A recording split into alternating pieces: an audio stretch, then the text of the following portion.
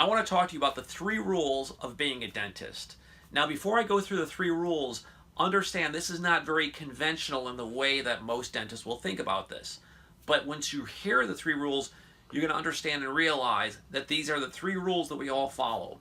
So what's rule number 1? Well, rule number 1 is the most obvious. We want to do what's best for the patient. We want to probe their periodontal tissue every single time they come in for a hygiene visit. That's what's best for the patient. We want to do adjunctive oral cancer screening. That's what's best for the patient. We want to replace old fillings with new fillings if there's recurrent decay around those old fillings. That's what's best for the patient. We want to check their occlusion, see if they're grinding or clenching, and maybe prescribe a night guard. That's what's best for the patient. So rule number 1 is what's best for the patient. Rule number 2, while we do what we do, is going to surprise you a little bit.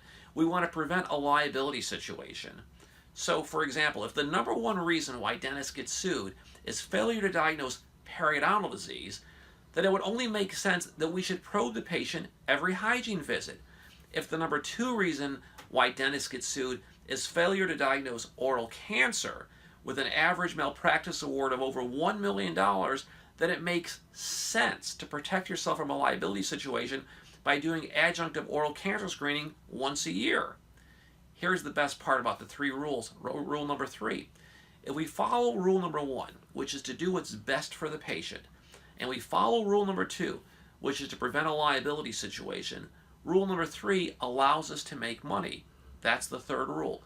Money is never our motivation, but by following the first 2 rules, which is truly what's best for the patient, you will make money as a dentist and have a very nice living doing it. So please, enjoy dentistry, but enjoy dentistry by following the 3 rules.